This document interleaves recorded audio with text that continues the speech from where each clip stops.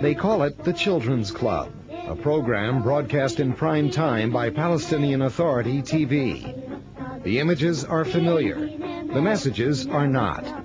What does this young girl want to be when she grows up?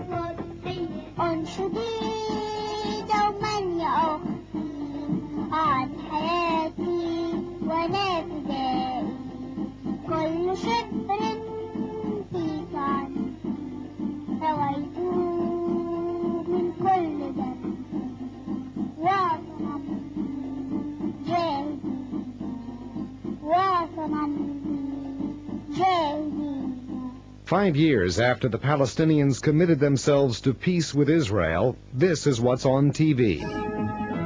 Anniversary of Al-Nakba, the catastrophe, proves that, like today, like yesterday, Palestinian noble, courageous struggle with complete commitment to peace against Israeli mean, brutal, inhuman, fascist, racist, genocide-cleansing war to swallow what has been left of the Palestinian land.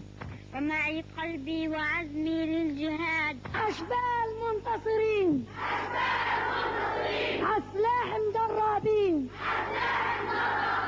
ثورة حتى النصر.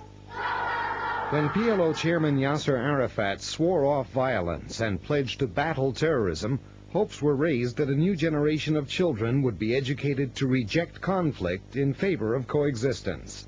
But Palestinian television programming, an important educational medium, broadcasts a different message. I have raised my children on jihad, holy war, and on the principle that they never give up on their land. I taught them that they must return.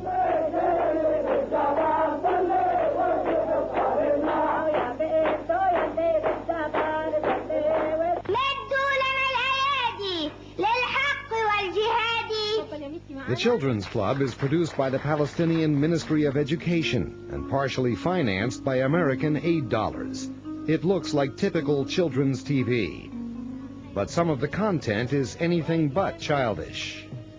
اطلبي منا الدم نرويكي اطلبي منا الروح نعطيكي جئت في زمن جدي جئت في عز التعب غشاشة عنف وغضب أبدا لن تستكيني أبدا إنني أرجو مع اليوم الغدا ومعي قلبي وعزمي للجهاد. With the media tightly controlled, television programming reflects policies set within the upper echelons of the Palestinian Authority.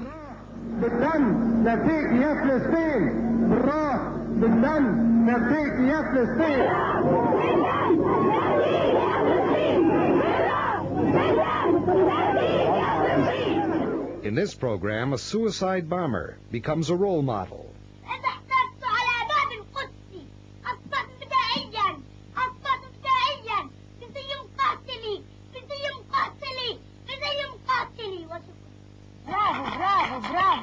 Yihye Ayash, the engineer, masterminded the deaths of 50 Israelis in suicide bombings. This is what Yasser Arafat had to say about him. المسير على طريقكم فنحن جميعا مشاريع شهادة مشاريع شهادة مشاريع شهادة. وأنا بقول هذا الكلام في ذكرى هؤلاء الشهداء الأبطال العظام أبو إياد وأبو الهول وأبو محمد وقبلهم أبو جهاد وقبلهم يحيى عياش وبعدهم يحيى عياش. Despite efforts to resolve the Israeli-Palestinian conflict by peaceful means, Palestinian children's television programs are still speaking the language of war. Calls for jihad, holy war to the finish against the Zionist enemy. ويلا نهتف تحيا بلادي ويلا ننادي عالجهاد ويلا نهتف تحيا بلادي الله أكبر الله أكبر الله أكبر الله أكبر يا بلادي أرويت أرضي من دمي وعشقت الشهادة صرت أعذر بابوي وإمي تحرر بلادي مش للصهايين وبلادي فلسطين مش للصهايين بلادي فلسطين مش للصهايين بلادي فلسطين مش للصهايين تقولي إن البر وإن البحر هادي قرب يومك يا محتل وجي بصفي لحسابي وحسبنا ما منه خلاص بالحجارة والرصاص وحسبنا ما منه خلاص بالحجارة والرصاص بذلت الطاقة الكبرى وقلت لأمتي طولي صلاح الدين في أعماق يناديني وكل عروبتي للصحر تحرير تدعوني وصوت مؤذن الأقصى وصوت مؤذن الأقصى. The Children's Club sets the tone. تحمل روحي على راحتي وألقي بها في مهاوي الردى لعمرك أني أرى مصرعي ولكن أخذ إليه الخطى أخوفا وعندي تهون الحياة وذلا وإني لرب العباد فيعلم قومي بأني الفتى سيعلم قومي بأني الفتى سيعلم قومي بأني الفتى. Words like these may simply reflect the realities children encounter on the streets and at official rallies organized by the Palestinian Authority.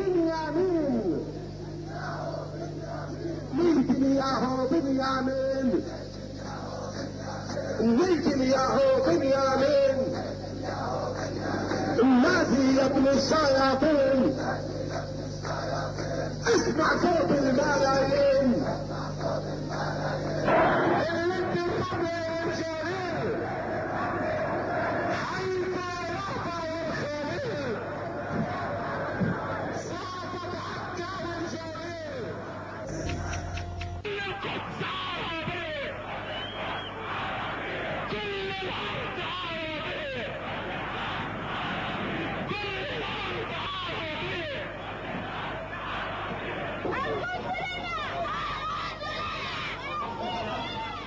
Five years ago, Yasser Arafat and Yitzhak Rabin projected an image of peace.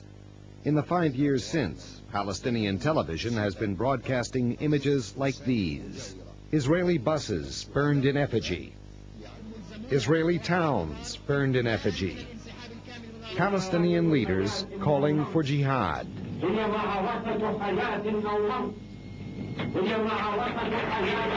Article 9 of the PLO Covenant says, armed struggle is the only way to liberate Palestine. Thus, it is the overall strategy, not merely a tactical phase. Article 22 of the PLO Covenant says, Zionism is racist and fanatic in its nature, aggressive, expansionist, and colonial in its aims, and Nazi-fascist in its methods. In 1993, Yasser Arafat pledged to amend the PLO Covenant. He has yet to do so.